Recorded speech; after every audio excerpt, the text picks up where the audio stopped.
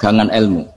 Pegangan ilmu ini penting karena ini yang mengilhami semua orang Islam, terutama ya utamanya ulamanya. Ada seorang ustadz, seorang guru ngaji yang karena melihat rata-rata penguasa itu zalim ya, datang ke Harun ar-Rasyid. Ini perlu disemak, datang ke Khalifatullah atau Amirul Mukminin Harun ar-Rasyid. Karena beliau seorang raja tentu terduga lah atau ya umumnya atau gimana lah istilahnya itu ya rata-rata ya agak seenaknya namanya raja, namanya penguasa. Ini dalam pikiran ustadz itu tidak mesti dalam fakta. Kemudian si ustadz itu matur, ya Amirul Mukminin, inni nasihun lak famusyaddidun alaika fala tajidanna fi nafsika syai'an. Saya ini mau nasihati Anda, kemudian saya cara nasihati itu keras. Tolong jangan dimasukkan hati. Dia bilang famusyaddidun alaika. Saya nanti kalau nasihati itu keras sekali. Tolong dimaklumi karena ini penting karena Anda harus dinasihati secara keras. Tapi sebelum nasihat itu diutarakan kata Harun ar-Rasyid, karena beliau Bani Abbas dan beliau orang alim termasuk muridnya Imam Malik. Kata Harun ar-Rasyid, uskut, kamu diam Ustaz. Inna Allaha ta'ala arsala man huwa khairun minka ila man huwa syarrun minni. Wa ma'adzalika yaqulu Allahu ta'ala faqula lahu qawlan layyinan la'allahu yatadzakkaru aw yakhsha. Jadi ini sekaligus etika dan norma ya bagi semua dai di Indonesia dan semua kita.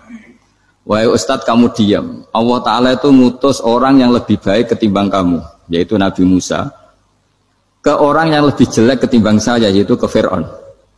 Itu saja harus pakai etika faqula lahu qawlan layyinan. Kamu harus ngomong yang halus. Jadi intinya ini Harun ar-Rasyid komplain. Kamu itu kalau jadi ustadz ngaji kira-kira gitu.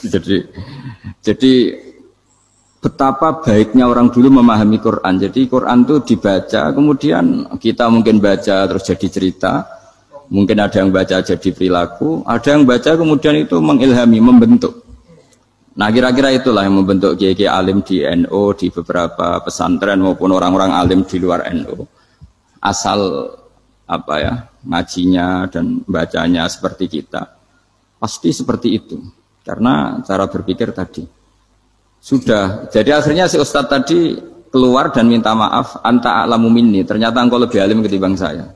Jadi kalimat famusyaddidun alaika, saya akan keras cara memberi nasihat, itu yang diket, yang dipotong, yang dibatalkan atau yang diralat oleh Khalifatullah Harun ar-Rasyid. Yaitu dikatakan Inna Allaha ta'ala arsala man huwa khairun minka ila man huwa syarrun minni. Yaitu Allah mengutus orang yang lebih baik ketimbang kamu, yaitu Nabi Musa, ke orang yang lebih jelek ketimbang saya, yaitu Fir'aun. Itu pun harus faqula lahu qawlal layyinan. Cara berdakwah harus dengan kata-kata yang halus, yang lembut, yang indah. Dan dengan kata-kata itu diharapkan la'allahu yatadzakkaru aw yakhsha. Semoga yang didakwai menjadi ingat. Sehingga dengan kemampuan ilmiah seperti ini menjadi pegangan bersama bahwa kita sebagai dai atau sebagai tetangga atau sebagai sama-sama warga Indonesia, bawaan kita memang harus faqula lahu qawlan layyinan la'allahu yatadzakkaru aw yakhsha.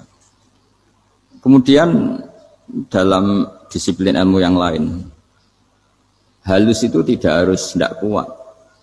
Angin itu ya halus, tapi kalau di manage itu jadi kekuatan yang dahsyat. Begitu juga air dan sebagainya. Sehingga tidak perlu khawatir terus kalau dakwah halus itu tidak punya efek yang signifikan. Tidak juga. Allah Ta'ala itu pengelola angin. Angin itu kekuatannya dahsyat. Sehingga Nabi Sulaiman dikasih kekuatan angin dan bisa terbang kemana-mana. Kemudian sekarang jadi teknologi yang banyak memanfaatkan angin. Mulai rem, mulai apa saja. Sehingga dari cerita saya ini kemudian terus kiai-kiai itu membentuk dakwah termasuk di ekonomi dengan cara yang rileks. Nah cara rileks itu satu tentu dimulai dengan